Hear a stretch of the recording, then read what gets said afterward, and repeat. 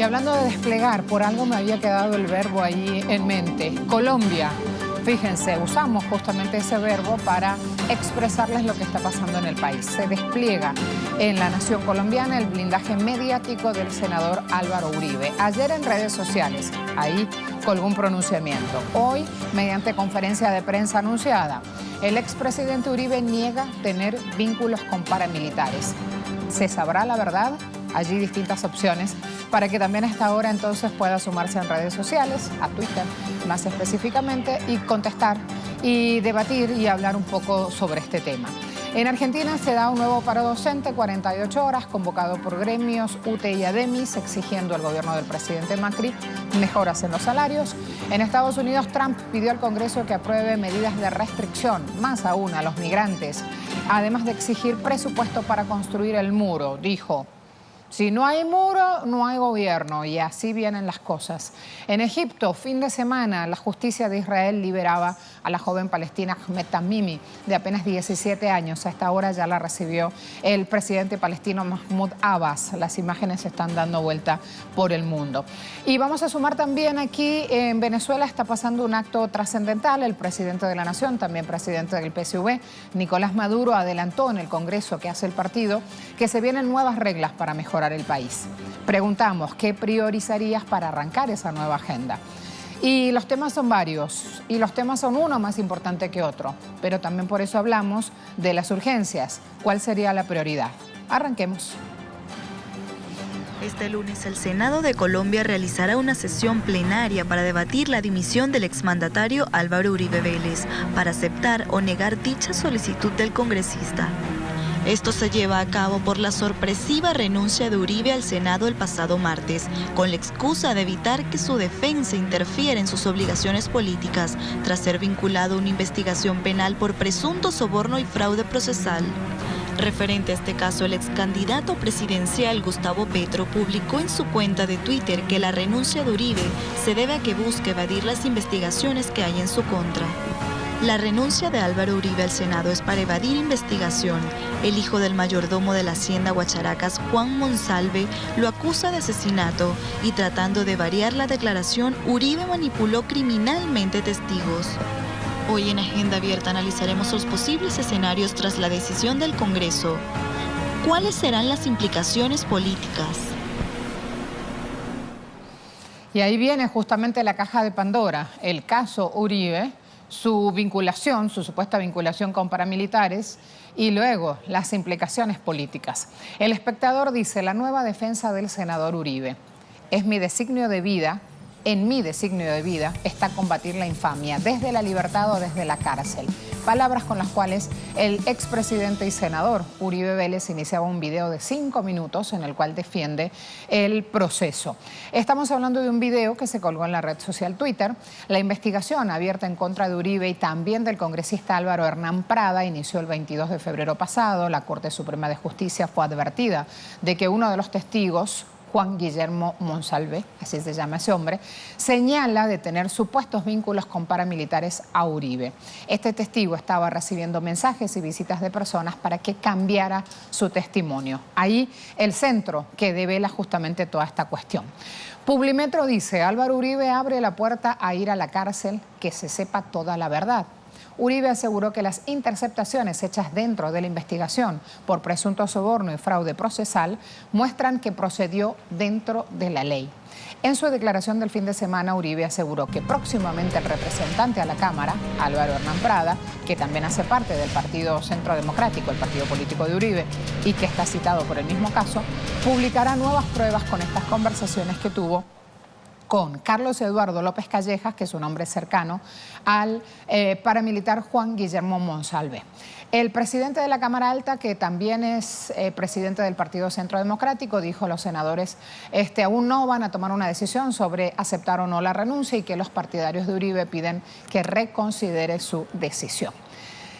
Semana, también una publicación colombiana, dice: a mí me encantaría un Uribe que vaya a la JEP. Citan palabras de Gustavo Petro. Dio una entrevista a Petro, ex candidato a la presidencia, manifestó su deseo porque Uribe asuma la justicia, pero que le encantaría que vaya a la justicia a la JEP y no a la Corte, que no sea como un Fujimori, dice él, que se pudra en la cárcel. Petro afirmó que es preferible una persona que sea capaz de decir la verdad ante la nación como expresidente, eso en lugar de oscurecerlo, lo enaltecería. La lucha por la verdad, estamos viendo. El Tiempo dice, el senador Álvaro Uribe todavía puede arrepentirse de su renuncia. Ernesto Macías, presidente del Congreso, insistió en que tratará de que Uribe no dimita. Tanto el mismo presidente Iván Duque como la bancada del Centro Democrático y otros sectores políticos le hemos solicitado que reconsidere su decisión. Yo espero que antes de iniciar el trámite de su renuncia, que consistirá en llevarla a la plenaria para su aprobación o desaprobación, él haya replanteado su decisión. Van teniendo todas las distintas aristas sobre el caso. ¿Cuál es el punto por el cual se investiga Uribe? Vamos a ver, siempre terminamos el interrogante aquí y pasamos a desplegar. Esto es muy importante que lo tengan en cuenta para ir siguiendo mi mirada justamente e ir transitando por el caso. ¿Cuál es el caso por el cual se investiga Uribe? Delitos de soborno y fraude procesal, lo decíamos. Iniciaba hace 4 años cuando Uribe denunciaba a Iván Cepeda.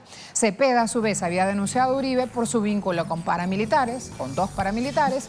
El 16 de febrero la Corte archiva el proceso contra Cepeda y abre contra Uribe porque encuentra evidencias de que era al revés, de que era al contrario lo que había ocurrido.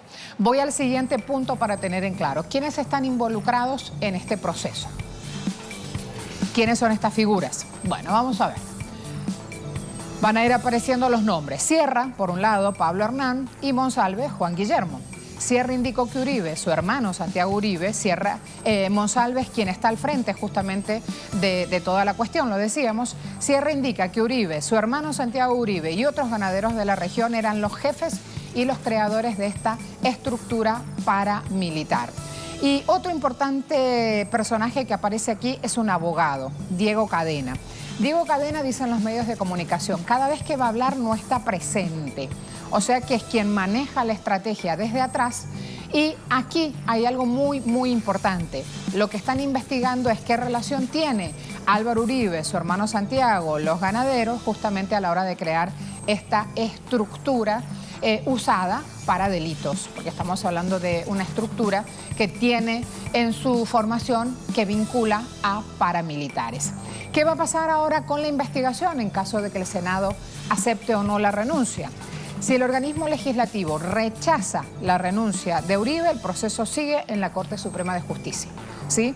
Si acepta la renuncia, Uribe dejará de ser senador y, por tanto, en caso de que la Corte asuma el caso, el expresidente tiene que asistir a indagatoria y responder a las preguntas de los magistrados. Estas interrogantes son válidas para entender todo este proceso que no es fácil si uno no vive en Colombia o no está allá en el día a día. ¿Por qué? Porque esto recién empieza, dicen los ciudadanos. El hecho de que él asista a la justicia, hay que ver si es una maniobra dilatoria o si de verdad está dispuesto a ir a fondo con esta exigencia de justicia que se levanta en Colombia. Ahí van teniendo un poco de este hecho. Luego hay una pregunta que es cómo afecta esta situación al nuevo gobierno de Iván Duque. A pocos días ya de dejar de ser presidente electo para asumir la silla presidencial, vamos a ver. Esta dimisión inesperada, así es como se vende mediáticamente en Colombia, a 4 días de asumir como senador, por eso hablan de inesperada, esta dimisión de Uribe resulta un factor a tener en cuenta antes que asuma Duque. Con la renuncia, el nuevo jefe de Estado se queda sin su principal apoyo en el Congreso, porque Uribe era la cabeza visible de la bancada más grande del Senado y de la segunda de la Cámara, por lo que evidentemente con ese liderazgo y con ese apoyo Duque iba a estar fortalecido en sus decisiones. Con los acuerdos en los que su partido, el liberal y el conservador, Duque, arrancaba con una coalición muy amplia y con una cabeza clara que se ha perdido con la salida de Uribe. Recuerden que cuando hablamos de que se ha perdido, todavía es una decisión que tiene que tomar el Senado, ¿no? Por lo pronto Uribe presenta la renuncia y la pone ahí a consideración. Lo que ya ha pasado es que toda esta operación ya tiene un blindaje mediático. Les decía, ayer un video de 5 minutos en Twitter, hoy va a dar una conferencia de prensa en horas de la mañana. El expresidente niega tener vínculos con paramilitares. Y ahí es nuestra pregunta justamente en Twitter.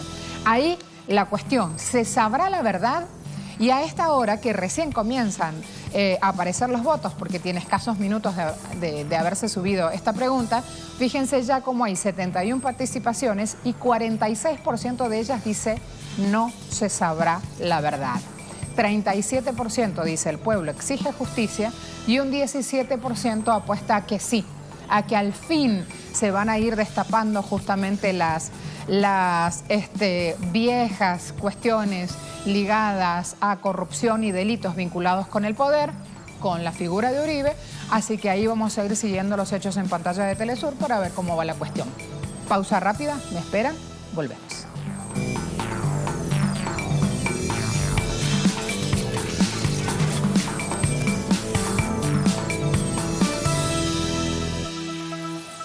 Ya nos espera nuestro invitado para analizar temas de Venezuela, así que antes me voy rapidito a Argentina, donde hay un paro docente por 48 horas. Vamos a hablar, Sabrina, por favor, de esta situación.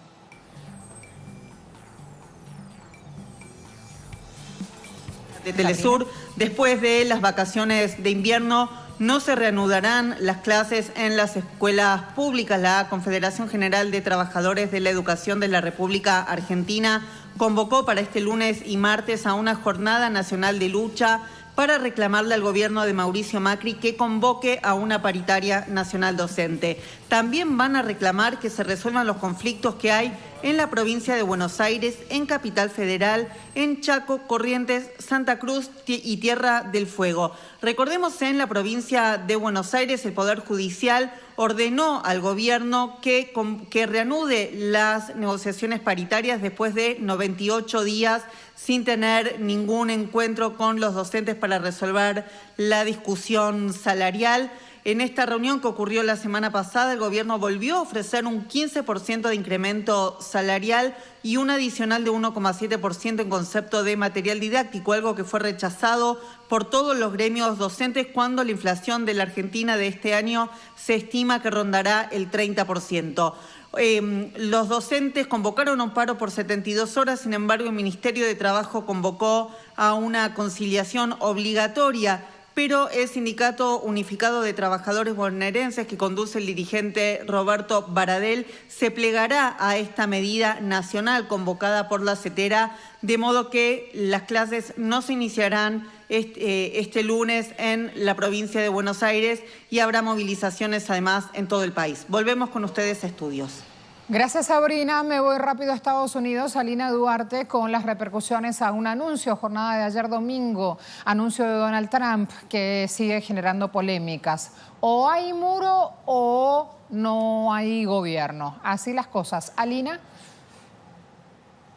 Hola, ¿qué tal? Muy buenos días. El presidente estadounidense Donald Trump revivió su amenaza de permitir un cierre de gobierno en septiembre próximo si el Congreso no autoriza fondos para construir el muro con la frontera con México y accede a la reforma migratoria que él ha propuesto a través de su cuenta de Twitter. Anunció que estará dispuesto a este cierre gubernamental si los demócratas no dan los votos para la seguridad fronteriza, que incluyen el muro que tanto ha solicitado, defendiendo así su política de tolerancia cero que ha resultado en la separación de miles de niños de sus familias en la frontera, que a pesar del plazo que se le ha puesto por parte de un juez federal aquí, no ha sido cumplido durante los últimos días. Esta reunificación familiar que tanto ha generado controversia.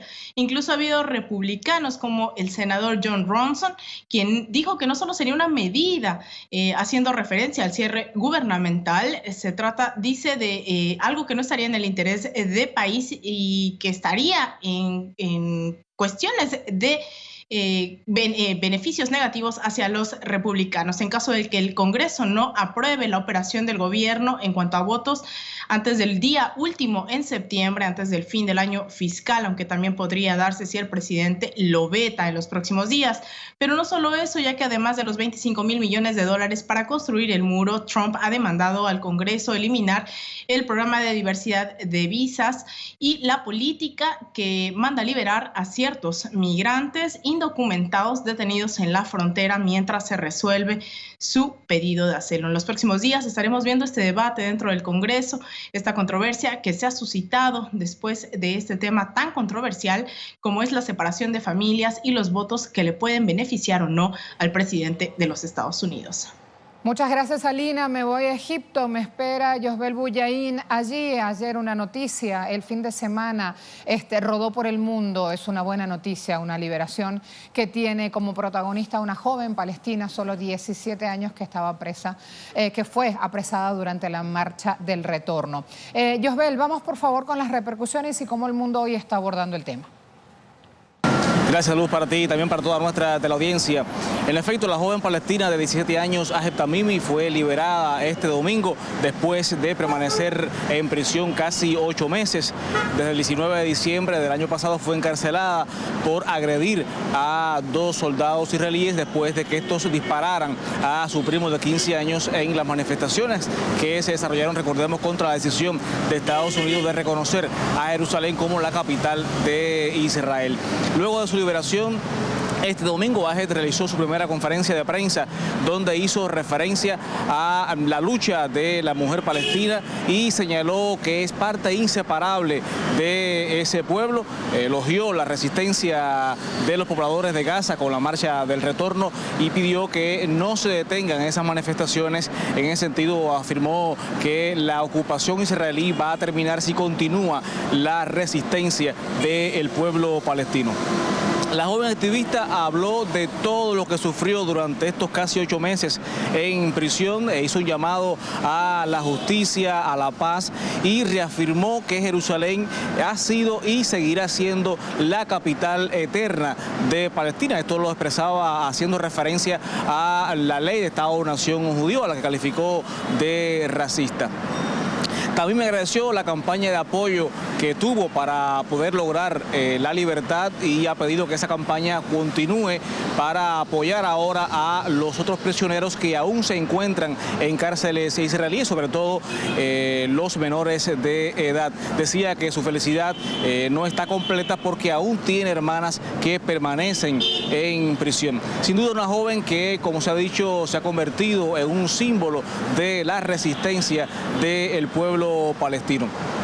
El presidente de la Autoridad Nacional Palestina, Mahmoud Abbas, tras recibirla en Ramallah, afirmaba que la resistencia que Ahed encarna pues ha demostrado ser un arma ideal para enfrentar la represión israelí. Señalar que ayer, en declaraciones a medios internacionales, Gaby Lasky, la abogada de Tamimi, aseveró que el arresto y juicio de la joven activista fue más por la naturaleza política que por razones legales. Esta es la información que tenemos. Adelante.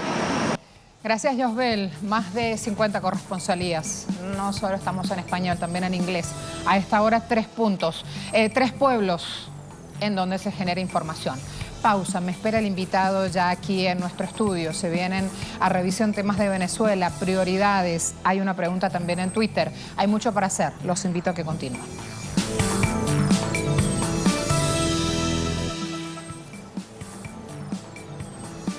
Congreso del Partido Socialista Unido de Venezuela, en donde debaten temas acerca de la recuperación económica del país y la propia estructura organizativa del partido. A propuesta de su presidente Nicolás Maduro, el 4º Congreso del PSUV extenderá sus deliberaciones durante un mes para analizar los cambios que acompañarán la inminente reconversión monetaria y el inicio de la transformación de todas las empresas productivas del Estado. Un Congreso de puertas abiertas, un Congreso que escuche al país, un Congreso que sepa recoger en los temas que ha definido las ideas fundamentales que hoy se debaten en la sociedad venezolana. Este partido tiene ahora ante sí el reto de anteperar su estructura organizativa para ser garante y catalizador de la construcción de un nuevo modelo económico productivo para el país. ¿Qué dice el siglo sobre esta noticia? Hoy se presenta el primer documento del 4º Congreso del PSUV. Jornada del lunes, se reúnen los delegados, van a estar trabajando este Partido Socialista Unido de Venezuela, eso quiere decir PSUV, si está fuera del país y no conoce la sigla. La idea es que hay un largo mes por delante para debatir, para intercambiar, para tomar decisiones, para elaborar justamente estrategias de acción para poner en marcha. Me voy al siguiente link. Xinhua, agencia china. Partido Socialista Unido de Venezuela presentará conclusiones del cuarto Congreso Nacional el lunes. El primer vicepresidente del PSV, Diosdado Cabello, informó que estas conclusiones del Congreso de la Tolda Roja van a ser presentadas 30 de julio. Aseguró que los delegados irán a cada rincón del país a debatir temas presentados en las mesas de trabajo. Ideas nuevas que surgen en el debate que se van a llevar a las comunidades, que se van a debatir en plenaria en cualquier punto geográfico del territorio nacional. Además, Correo del Orinoco dice, cuarto Congreso PSV traerá propuestas para avanzar hacia el socialismo. García Carneiro, que es integrante del PSV, también gobernador de uno de los estados de este país, celebró que este Congreso que hace la tolda política recoja propuestas para hacerle frente a la situación política y también económica que atraviesa Venezuela. Recordando la filosofía del comandante Hugo Chávez, dijo que este encuentro nacional de carácter político tiene que ver con la situación del país y que se está pidiendo y recibiendo opinión del pueblo ante las consecuencias de una guerra económica que calificó como dura. El diario de Guayana dice, extendidas plenarias del cuarto Congreso del PSV, y aquí recogen también información que aportaba el presidente de la Nación y también presidente del PSV, Nicolás Maduro, extendiendo plenarias y deliberaciones de este Congreso hasta fin de agosto. Plenarias que estaban previstos solo para este fin de semana, del 28 al 30 de julio, y que deciden extenderse justamente para ser parte, para intervenir en los cambios políticos necesarios, en las propuestas económicas en discusión para aplicar luego en la nación. Fíjense esto, la principal organización política del país iniciaba su congreso el sábado. Aquí entonces algunos de los puntos para llevarles y acercarles sobre el tema. Primero nos situamos geográficamente, hablamos de 670 delegados, 24 organizaciones políticas internacionales. En la presentación teníamos ahí la variedad de organizaciones políticas internacionales que acompañaban el encuentro, de Nicaragua, de Argentina, de Uruguay, de Portugal. Había distintas comitivas internacionales que están trabajando también en esta discusión de acciones y medidas que buscan transformar la economía nacional. Ese punto, cuando usted pone Venezuela y pone economía, en este momento justamente es trascendental. Y en redes sociales es lo que se usa y no siempre con buena intención. Durante la sesión de este cuarto Congreso, el presidente Maduro precisaba que el objetivo de extender plenaria es que todos, absolutamente todos, puedan participar en este debate, que hay puertas abiertas, que hay un movimiento revolucionario y progresista de Venezuela que está trabajando y que del Congreso tiene que salir unión perfecta, unión y más unión como escudo y garantía profunda. Ahora, cuando vamos a repasar lineamientos, ya esa parte la dejo para ir al espacio de análisis, porque también a esta hora nos acompaña Julio Chávez, hace parte del PSV, también está al frente como parlamentario y hay cosas importantes ahí para empezar a mover y para que se entienda todo esto que vamos a esta hora mostrando en grafías. Me voy con él, está desde tempranito. Gracias, ¿cómo le va? Marcela. ¿Cómo va todo? Bienvenido. Gracias, Marcela. Había movimiento este fin de semana en todo el país. Y no solo es que se movía el PSV como maquinaria, sino que se abría el debate en Venezuela sobre algo que es trascendental. Y habla justamente de conseguida la paz, conseguida la reelección presidencial, hay una agenda para poner en marcha y la economía, lo decía recién, aparece como tema central. Decía el presidente Maduro que todo lo que necesite ser cambiado hay que hacerlo, con lo cual ya abre una voluntad política, abre un escenario, digamos, donde todo puede pasar. Así que quiero de entrada preguntarle a usted cómo ha vivido este fin de semana el encuentro, qué es lo que va surgiendo. ¿Es así? ¿La voluntad política está ahí apareciendo, emergiendo? Bueno, un gran saludo, ¿no?, a todo el pueblo venezolano y al mundo entero, Marcela. En efecto, a pesar de toda esta brutal agresión a la economía del país y al pueblo venezolano, toda esa persecución financiera que sin lugar a dudas ha generado, ¿no?, situaciones difíciles desde el punto de vista económico de la cotidianidad del venezolano. A pesar de todo eso, y este año correspondía convocar el cuarto Congreso de nuestro partido, recordemos desde sus inicios de fundación por allá por el 2008, con el comandante Hugo Chávez, y el primer Congreso fundacional en la cual logramos aprobar digamos, el libro rojo, lo que son los estatutos, las bases programáticas, los valores y principios de nuestro partido, se ha dado un proceso de discusión a lo interno. ¿Qué se plantea hoy en día en el marco de este cuarto congreso, Marcela? Luego de venir de un debate con las bases de nuestro partido, porque todos los que fueron electos delegados y delegadas territoriales y sectoriales tuvieron discusiones con nuestros organismos de base, que son nuestras VC. Allí se recogieron propuestas sobre lo que el presidente ha denominado las 6 líneas de acción, más una 7ª que incorporó, que tiene que ver con el tema de los servicios públicos. Y el tema central, en efecto, tiene que ver con lo económico. De modo que nosotros estamos convocando al pueblo pesubista, ¿no?, a dar esta discusión. Estamos hablando, Marcela, de más de 6.5 millones de carnetizados del PSV con un sistema QR que nos hemos encontrado en este cuarto congreso para discutir. Y en efecto ayer en la plenaria, el inicio de las mesas de trabajo, discutimos el tema económico. Y hay que ver, Marcela, cómo nuestro pueblo, el pueblo que vive en la frontera, por ejemplo, ¿no?, colombo-venezolana, yo soy vicepresidente del partido para Táchira y Mérida, y cómo allí la gente comenzó a plantear, ¿no?, propuestas concretas para neutralizar todo eso que se construyó del lado colombiano para afectar la economía nuestra, ¿no? Por ejemplo, ¿cuál propuesta concreta? Ya Mira, que empezamos como a escudriñar un poquito más. Sí, sin lugar a duda, la necesidad de dotar al país de una política integral para enfrentar, ¿no?, toda esta agresión que viene del lado colombiano. Mientras de aquel lado hay cerca de 2.000, casi 3.000 casas de cambio en el norte de Santander, creadas a partir de la famosa resolución número 8, que le da la potestad a los cambistas privados de que manipulen como ellos quieran la paridad peso-bolívar en esa zona. Se ha planteado entonces la necesidad de contrarrestar del lado nuestro con la promoción también de estos sistemas de intermediación de casas de cambio para tener, digamos, un contrapeso en la zona fronteriza y contrarrestar los efectos de estas casas de cambio en las cuales se basa la famosa página aquella innombrable del dólar criminal, ¿no? De igual manera, la necesidad de sincerar los precios en la zona fronteriza de los combustibles. Hay que ver la gran asimetría de precios entre Venezuela y Colombia, Marcela, para que el mundo entero tenga una idea, ¿no? Lo que cuestan 10 camiones cisternas de 36.000 litros de gasolina, ¿no?, porque a razón de $1 por litro, bueno, 10 camiones aquí sirven para comprar un cafecito hoy en día, ¿no?, cafecito pequeño, ¿no?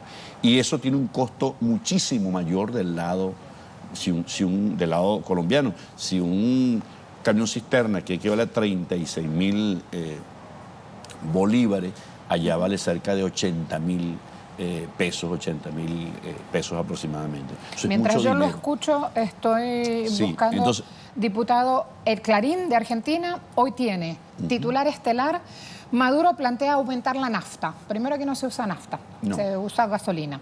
Pero al margen del dato, están aludiendo a combustibles. Es un aditivo en todo caso, ¿no? Están aludiendo a combustibles, que es un tema siempre muy sensible para cualquier pueblo, más cuando se trata de aumento, más cuando estamos en un contexto como el que estamos en Venezuela. Pero ya esa noticia empieza a rodar y ya lo empiezan a usar malintencionadamente justamente en medios de comunicación de la derecha. Así que ese punto, cuando hablamos de combustible, es sumamente explicarlo así, con esa tranquilidad, con los ejemplos de la vida real para que se entienda. Claro, en efecto, y ha surgido precisamente los debates, ¿no? Ahí muestro el titular. En las mesas de trabajo, Marcela, bueno, la gente ha venido planteando cómo, ¿verdad?, se debe revisar, ¿no?, todo el sistema de precios de combustibles en la zona para evitar, ¿no?, esas diferencias tan abismales y que en efecto generan el contrabando de extracción por lo lucrativo del negocio. De igual manera, lo que significa levantar la producción energética en el occidente del país, todo lo que implica, Marcela, el acompañamiento a la propuesta del nuevo cono monetario que arrancará el 20 de agosto, el levantamiento de la producción en la zona fronteriza, planteando precisamente una visión integral de toda la potencialidad de la zona, de convertir realmente a la frontera en una zona en donde exista la posibilidad de desarrollar todas las fuerzas productivas y las capacidades nuestras. Bueno, esas cosas, por decirte algo de la cotidianidad de lo económico han surgido, bueno, hasta propuestas de carácter macroeconómico. De modo que nos estamos encontrando en este cuarto congreso. El presidente ha dicho que no solamente al pueblo pesubista, sino de cara abierta a la sociedad venezolana, para dar la discusión sobre lo que debe ser el modelo productivo desde la perspectiva, desde la cotidianidad, para poder entonces enfrentar con éxito la agresión a nuestra economía y en consecuencia avanzar con nuestro pueblo, con las propuestas, escuchando a nuestra gente de lo que debe ser, de lo que debe prefigurar ese modelo productivo que pueda desarrollar nuestras fuerzas productivas, Marcela, que tiene que ser también desde la reflexión autocrítica, como decía el presidente de la República, unas cuantas empresas que fueron abandonadas, ¿no?, por sus dueños. El Estado asume y realmente pues los números no son nada halagadores. El presidente ha dicho, ¿no?, un ejercicio de autocrítica que en efecto hay que abordar con las propuestas desde el partido, con los trabajadores, de lo que va a ser, digamos, la revisión de más de 70 empresas que deben ser, digamos, repotenciadas. Y eso va a ser producto de este debate, de esta discusión. Por eso es que decimos, Marcela, que todo lo que el presidente anunció en cuanto a las medidas, a las propuestas de carácter económico, más lo que se viene generando del Congreso del partido, hoy terminamos la plenaria del tema de economía que se discutió el día de ayer y el tema de lo que es la nueva estructura organizativa de nuestro partido, ¿no?, para adecuarlo, para profundizar la democracia a lo interno, para conectarlo más cerca de la comunidad, de la calle, y esto realmente nos va a dar a nosotros, bueno, esa posibilidad de que un partido pueda escuchar al pueblo, pueda convertirse en un espacio donde debatamos los grandes temas nacionales, ¿no? Y en consecuencia rezagados con esto, Julio, porque las organizaciones comunales levantan estadísticas, trabajan, tienen pedidos. De hecho, hay campesinos que vienen marchando ahora a Caracas también con el pliego bajo el brazo diciendo, presidente, tenemos que hacer todo esto para mover nuestro campo, que lo necesitamos y que todos coincidimos, obviamente, que es necesario. Pero esas informaciones también a veces, del lado de la base popular, dicen las informaciones las tenemos, pero nos falta seguir enroscando un mecanismo y nos surge el tiempo, porque también esa es la otra realidad. La guerra económica hay que pasarla y hay que estar en el día a día. Entonces, también en esa parte, el tema del tiempo va apuntando como un factor que se tiene presente, que se tiene en cuenta en los debates. Claro, claro. Por eso te decía, ¿no? Esta tarde va a ser la plenaria, donde se va a presentar por región, por estado, lo que son las conclusiones en cuanto al tema que el presidente pidió que se tocara, que además es un sentimiento de las bases que es lo económico, ¿no? Entonces, allí surgirán propuestas, Marcela, te repito, desde la cotidianidad de la gente, lo que afecta, ¿no?, la economía cotidiana, hasta las decisiones en materia macroeconómica, ¿no?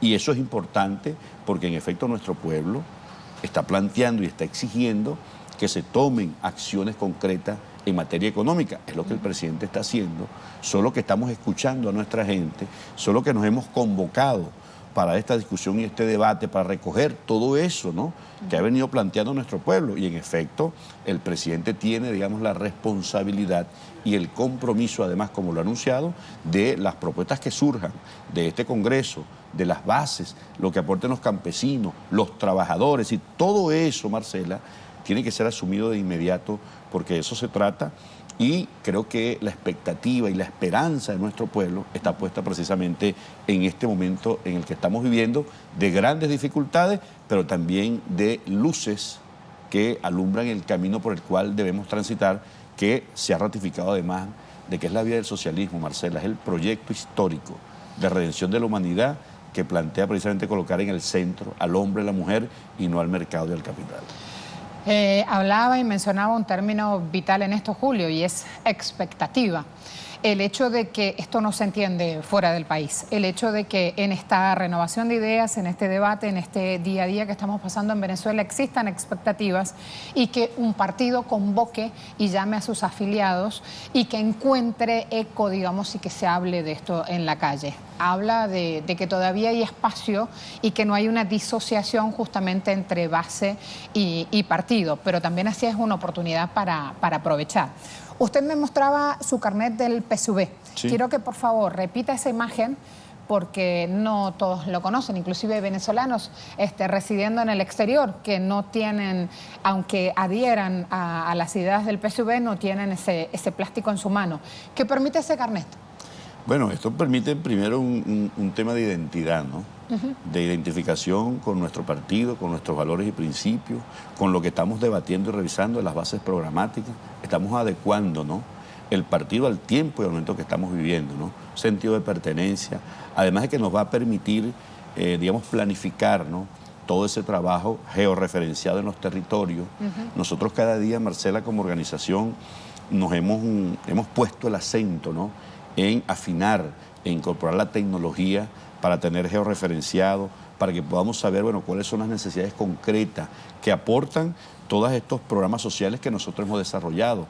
Pero creemos que un partido debe estar allí en el territorio para supervisar, para acompañar, para evaluar, para hacer contraloría también, y que esos programas y esos recursos lleguen realmente a quien lo necesita.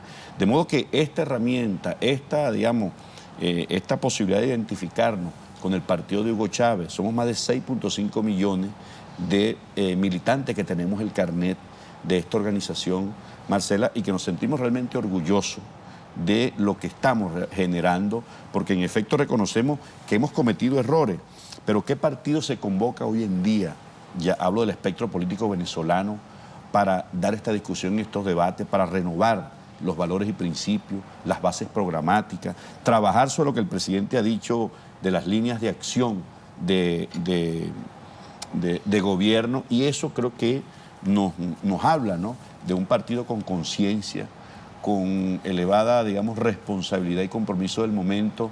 Y creo que, bueno, el partido de Hugo Chávez, hace un año conmemoramos, digamos, un aniversario más del natalicio. Hoy estamos conmemorando un año de la Asamblea Nacional Constituyente, y todo esto ha sido un proceso dinámico, ¿no?, de discusión, pero siempre poniendo el acento en la participación protagónica del pueblo PSUVista y un poco más allá de todo el pueblo venezolano. Julio, ¿qué diferencia hay entre este carnet PSUV y el carnet de La Patria? No, este es un carnet para los militantes, Marcela, ¿no? Allí están mis datos como militante del partido, la participación en los diferentes congresos, dónde milito, mi VC, cuál es mi perfil inclusive profesional, es decir, todos los datos que puedan interesar a una organización de su militante, dónde estoy georreferenciado, en cuál VC, para precisamente tener la certeza, la precisión de que contamos con militantes que se han venido formando, que han venido accionando en un territorio, y eso habla entonces de lo que en definitiva nos planteamos, que es construir la hegemonía política, Marcela. No se trata solamente de un partido para ganar elecciones, es un partido para direccionar, para dirigir la revolución bolivariana, para discutir el modelo económico que debemos construir entre todos, que no es calco ni copia de nadie, ¿no?, que no es un modelo económico dogmático, sino que toma en cuenta, le repito, la cotidianidad, lo que la gente ha planteado. Y bueno, mira, Marcela, este documento que es público, es el papel de trabajo. Aquí están los 4 documentos centrales que vamos a discutir en este congreso. Tiene que ver con el tema de la economía, tiene que ver con el tema del Estado, tiene que ver con el tema del modelo de transición, ¿no? Tiene que ver con las alianzas con las fuerzas sociales y las fuerzas revolucionarias a lo interno y a nivel internacional. Recuerda que han participado delegados de África, de Europa, del hemisferio, y eso habla entonces de un partido que está conectado también con la realidad latinoamericana, y hemos venido desarrollando con el profesor Adán Chávez a la cabeza, el área internacional. Bueno, recientemente participamos en el Foro de Sao Paulo en La Habana. Allí nos encontramos con partidos que levantan las banderas antiimperialistas. Era necesario asistir a esos eventos para explicar la verdad de lo que está ocurriendo en el país. Y bueno, eso que algunos compañeros nuestros de los partidos de izquierda en el mundo a veces se preguntaban, pero bueno, ¿podrán ustedes superar esto? Un saludo de Paraguay, ya lo mostramos. Saludos al constituyente, amigo de las organizaciones sociales del Paraguay, dice Fátima. Ahí tengo el tuit, vayan poniéndolo. Chávez es pueblo, Chávez somos los pueblos dignos del mundo. A esta hora, muchas de las preguntas que voy tratando de hacerle, aprovechando el tiempo, Julio, tienen que ver con estas preguntas que justamente desde otro lado del mundo, a lo mejor en un primer acercamiento a la información de Venezuela, cómo se está moviendo el PSUV, de qué se trata el PSUV, de dónde surgen los 670 delegados que están participando, en defensa de qué están, cómo están haciendo gestión de gobierno. Bueno, a raíz de todo eso que se va generando en redes sociales, vamos sumando información y le voy preguntando también. Van a tener un mes más para trabajar en este espacio. Creo que también es importante aprovechar la plataforma, aprovechar Telesur para contarle al mundo por qué la decisión de extender a 30 días algo que iba a durar solamente el fin de semana, este cuarto encuentro PSUV. Bueno, de hecho nuestro cuarto congreso, Marcela, tiene ya más de un mes, ¿no? Porque hemos comenzado a debatir en los organismos de base. Todo este documento se ha ido construyendo no en equipos cerrados, Marcela, ¿no? Sino que se han ido discutiendo desde la base, escuchando lo que la gente está diciendo, lo que la militancia de base está planteando, ¿no? Y bueno, en efecto, el presidente de la República ha planteado de que este Congreso, que fue a su plenaria este fin de semana, donde vamos a concluir con estos documentos, repito, hoy en la tarde se concluye, se va a hacer la relatoría de lo que tiene que ver con el tema económico y con la propuesta organizativa del partido, ¿no? De cara a los nuevos tiempos. Pero además de eso, entonces vamos a ir nuevamente a los territorios, a desplegarnos por todo el país, a difundir este papel que contiene los 4 documentos centrales, donde están las tareas del partido, donde hay un debate muy importante sobre el tema del Estado, ¿no? Sobre la economía, lo que afecta a la cotidianidad de nuestro pueblo, la necesidad de relacionarnos con los movimientos sociales, cuál va a ser la política movimental de nuestro partido, de respeto con las alianzas, ¿no? Con la fuerza del gran polo patriótico, cómo nos relacionamos en el mundo también en función de construir la pluripolaridad, la multipolaridad. Bueno, eso tenemos que regresar a las bases. Esta semana terminamos hoy la plenaria esa de las 2 mesas iniciales, nos vamos a las regiones, seguramente nos vamos a convocar acá a la capital los fines de semana para dar esos debates conclusivos y esto se le va a entregar al presidente del partido, que también es bueno decirlo, ¿no? Vamos a ratificar, porque es digamos, el sentimiento de las bases PSUVistas, de la militancia PSUVista, Marcela, al presidente Nicolás Maduro como presidente de nuestro partido en el marco del 4º Congreso, ratificar su liderazgo, y esto creo que se corresponde entonces con el esfuerzo que ha hecho el presidente Nicolás Maduro en medio de tanta adversidad, de tanta dificultad, y bueno, tiene que ver entonces cómo se renueva la moral, la esperanza de nuestro partido, nuestra militancia. Fíjese que en Twitter también pusimos una pregunta. Sabemos que todos los temas son importantes, sabemos que también depende del punto geográfico del país en el cual uno está residiendo, es la importancia de un tema. Aquí en Caracas se habla 100% de los problemas del transporte, por ejemplo. En el interior del país aparecen otras cuestiones. Si estamos hablando de una zona fronteriza a la cual aludía nuestro invitado, evidentemente el tema de la moneda va a ser un tema central. El presidente de la Nación y también presidente del PSUV, dijimos en Twitter, Nicolás Maduro, adelantó en el Congreso del partido que se vienen nuevas reglas para mejorar el país. ¿Qué priorizarías para arrancar esa nueva agenda? Fíjese, Julio, 69% de quienes a esta hora respondieron la pregunta en Twitter, que son muchos, ya va a aparecer el total general, priorizarían economía, 69%. 14% educación y salud. También habla entonces de que de alguna manera está funcionando lo que se está aplicando, porque si 14% prioriza economía en general antes que ir específicamente a ese sector es porque ya hay tarea hecha. 17% habla de que es importante la reconversión monetaria. Allí entonces el total general, a lo largo de este día tienen la posibilidad de seguir respondiendo nuestra pregunta.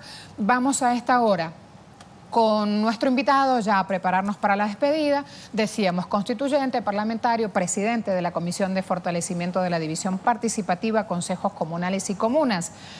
Toda esa presentación no la hicimos, apareció en información gráfica. Yo quiero preguntarle aquí, Julio, se está dando, ya para cerrar, se está dando en este Congreso el mixeo, la unión jóvenes y la vieja guardia, que era algo que pedían las bases dentro del PSUV. Mira, ha sido impresionante, Marcela, la presencia masiva de juventud, ¿no? Tanto masculina como femenina, en este 4º Congreso, ¿no? Y de verdad que las propuestas que han venido surgiendo, hemos quedado sorprendidos por, digamos, la calidad del debate que se está dando en esas mesas, fundamentalmente dirigido por nuestra juventud. Nos sentimos realmente bien satisfechos, orgullosos de esa juventud que se levanta, ¿no? Tuviste como una muchacha de 15 años del estado Táchira, ¿no? Es delegada al Congreso del partido y ha venido debatiendo con nosotros en la mesa, ¿no? Lo que son las propuestas económicas, ¿no? En toda su dimensión. En esa torta que tú veías allí decía la economía, pero además la política monetaria, es decir, eso es economía en general. Si el 80% del país y del pueblo pesubista está, por supuesto, en la línea de que hay que debatir el tema económico, y por eso lo primero que discutimos con las mesas y con la juventud es el tema económico, ¿no? Entonces, en efecto, hay una garantía, hay una seguridad, una confianza en esa generación que se levanta desde el partido. Nosotros vamos a fortalecer en este cuarto congreso todo lo que es el sistema de formación de militantes, de cuadros de nuestra organización. Eso tenemos que extenderlo a todos los municipios, a todas las parroquias, a todos los territorios, ¿no? A la comunidad en general, para que realmente esos jóvenes que se levantan conozcan realmente lo que es la identidad, la historia, cómo fue la fundación de este partido, cómo nació todo esto, ¿no? Porque en efecto es muy fácil decirlo así como en 19 años todo, ¿no? Sí, claro. Por lo que hemos transitado, pero eso a veces poco lo conoce la gente que se levanta, ¿no? Los que tienen 19 años. Claro, Julio. de modo que estamos hablando del tema de la identidad, ¿no? Aferrarnos un poco a la historia, a la formación, a brindar posibilidades a la juventud de que dirija, no solamente de que milite en el partido, Marcela, que dirija inclusive las políticas públicas. Una cantidad importante de viceministros son precisamente del sector de la juventud. De modo que allí está garantizado, ¿no? La mujer y la juventud son expresiones fundamentales de este cuarto congreso. Nos quedamos con el cierre de la entrevista y me voy con la reflexión justamente del rol y de la participación activa de la juventud. Una niña de 16 años encendía el debate justamente y contaba desde la provincia de Salta, bien al norte de Argentina, el gran problema, las afectaciones que sufre luego de dar su pronunciamiento a favor del aborto, 17 años. En Palestina hemos visto cómo Ahmed Tamimi, de solo 17 años, después de estar 8 meses en prisión, salía y le mostraba a su pueblo palestino que es posible otro camino. Aquí el diputado nos está hablando de una niña de solamente 16 años, 15. Que está 15 años sentada en la mesa participando de los debates y siendo totalmente protagonista del futuro que se viene para Venezuela. Por eso justamente el rol de ese sector poblacional, mientras que en otros lados del mundo esos niños llamados millennials no tienen o no les dan, o porque no desean, o porque no han recibido en casa alguna vocación o alguna idea por la importancia de la política justamente en sus vidas. Termino con esto, solamente el primer tema. Me están faltando muchos otros. Por ejemplo, el capítulo deportivo. Ya está Yuki, ya viene. Julio, gracias por venir hoy con nosotros. Gracias, Marcela, y recordarle al mundo que cumplimos un año en la Asamblea Nacional Constituyente, ¿no? Felicidades. Pausa rápida, ya volvemos.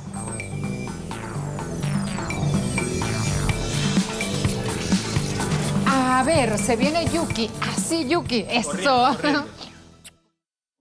Como dicen aquí. ¿Cómo estás? Bien. Esa, qué pinturria. Miren cómo se vino. Arranque nomás porque nos quedan como 3 minutos. Exacto, vamos rápidamente a hablar de los Juegos Centroamericanos y del Caribe. Tiene que ver con México, sigue comandando el medallero. Karen Achab y Nuria Diosdado en la natación ganaron oro en la rutina técnica por parejas del nado sincronizado al recibir calificación de 83.5442 puntos, 1,8 más que la pareja colombiana integrada por Mónica Arango y Estefanía Álvarez. La dupla mexicana ratificó su favoritismo en las piscinas del complejo acuático Movilla de Barranquilla, donde Arango y Álvarez alcanzaron 81,74 unidades con una sobresaliente rutina. Ya se trata del segundo triunfo mexicano en nado sincronizado, siempre grandes favoritas en esta disciplina. Y Joana Jiménez también había ganado la rutina técnica individual de este sábado con una puntuación de 80,4748. La medalla de bronce la consiguieron las venezolanas Lilia Núñez y Carla Loaiza, quienes lograron calificación de 72,32 unidades y le arrebataron por 41 centésimas el tercer puesto a Kaira Hoberts y Abigail Ver de Aruba. Vamos a revisar también otras medallas importantes que se desarrollaron, que se dieron ayer en los Juegos Centroamericanos y del Caribe. Hubo oro nuevo para Venezuela, con Luigis Pérez en la lucha allí de los 97 kilogramos masculinos ante Kevin Mejía de Honduras, que se quedó entonces con el metal de plata. Ya suma 24 metales dorados Venezuela. Seguimos también revisando más actualidad. Hubo también este oro importante que generó Colombia en el ciclismo de ruta con Nelson Soto. Allí el de la casa ganó. Esto precisamente lo hizo en Palmira. La ruta en La Plata se quedó el Venezuela. La plata fue para Panamá y el bronce fue para Barranquilla. También el oro importante destacar el de Puerto Rico que consiguió en el béisbol. Allí lo tenemos también precisamente. Destacan los otros datos que también tuvieron plata en el Panamericano Femenino, bronce en el Premundial Sub-23 de 2017 y la plata por segunda ocasión consecutiva allí en el Mundial de Béisbol. Las fotografías muy bonitas entonces de Puerto Rico. Y hablando de Puerto Rico, hoy a las 10 de la mañana hora local, 11 de la mañana hora Caracas, se estará disputando el oro en el tenis con Mónica Puig ante la colombiana Mariana Duque Mariño. Entonces allí irá la puertorriqueña por su tercer título consecutivo en el tenis centroamericano. Y este domingo se disputó la tradicional carrera de los 5 kilómetros Telesur. Voy a invitarte a ti, Marcela, para comentar esta carrera que justamente se disputó con el motivo del cierre del aniversario número 13 de nuestra casa de Telesur. Allí justamente tenemos las imágenes, pues se realizó esta bonita competencia aquí en la ciudad de Caracas. La ganadora, la tetracampeona está allí, Lucía Córdoba, parte de nuestro equipo que estuvo allí presente también. Giovanni, de hecho, también estuvo presente, Giovanni Noguet, participando. Tuvimos una buena representación de presentadores, te comento. Ajá. Luis de Jesús, de hecho, llegó segundo en la categoría masculina. Allí, mira, allí también sale el hombre en cuestión, nuestra presidenta también presente, Villegas. Y de hecho también este señor, el que ganó en la categoría máster, precisamente le dedicó la victoria a un compañero de seguridad, Luis Echerry, le dedicó la victoria a su madre fallecida recientemente. Muy emotiva la carrera, participaron al menos 300 corredores, Marcela. Aquí, bueno, también hubo para todos, también ahí está Simón presente en la carrera. ¿Qué tal? Lindísimo. Todo lo que sea un evento para compartir, que representa lo que va pasando en la familia, siempre es interesante. Felicitaciones a los ganadores. Hay tweets sobre la carrera, como nos queda poco tiempo, vamos a mostrarlo rápidamente. También aquí los apuntamos, nuestro compañero Rolando Segura, dándole también la cobertura a la carrera 5K Telesur, caminata también. Destacamos que nuestra compañera de vestuario, Osleime Hudson, logró el segundo puesto en la caminata, Marcela. También ahí te lo comento. Bueno, una jornada muy bonita este domingo en la que se compartió, se disfrutó con el deporte, obviamente de integración y además de varios países presentes allí, Cuba, Venezuela, Colombia, Puerto Rico, podemos decirlo así también. Y también hay otro tuit, de hecho, que compartió la presidenta del canal con motivo entonces del cierre de este 13 aniversario. Lu termina de hacer 5 kilómetros como si nada, sin maquillaje, tranquilo, sonríe, feliz de la vida. Llegó y 10 minutos después fue que llegó el segundo lugar. ¿Qué belleza? 10 minutos después llegó el segundo lugar. Ya hay que suspender la participación de Lucía, ya ha ganado mucho. Ha ganado demasiado. Ha ganado ya Los mucho. muchachos se ríen acá viendo otras imágenes porque estaban todos, obviamente están todos cansados, ¿no? Sí. Todos fueron a competir. Uy, sí, yo fui la única que no compitió, claro. Yo no fui porque estaba lastimado el pie. Si no hubiese ganado. Sí, me imagino. Vamos con Giovanni, que está a las carcajadas. Nos despedimos. Sí, nos esperan mañana. Agenda abierta. Gracias, Yu. Gracias, vamos con Giovanni. ¿Estás vivo? Sí, ¿cómo quedas? ¿Te duele algo? Tercera carrera de Telesur. En la tercera llegué de las 6 que hay. Así que vamos bien. Yo en la primera y única, que fue luego del nacimiento de mi bebé, llegué exactamente al lado de la ambulancia. Bueno. Ni un paso adelante ni un paso atrás. Bueno, entonces, te cuento que yo iba muy cerca de la enfermera, íbamos ahí juntos. No, pero está bien, está bien. Bienvenido, adelante con las noticias. Hasta mañana. Chao. Gracias, compañeros. Un abrazo muy grande. Saludos, amigos televidentes. Tiempos de noticias. Vamos a revisar en este momento los principales títulos informativos. Acompáñanos.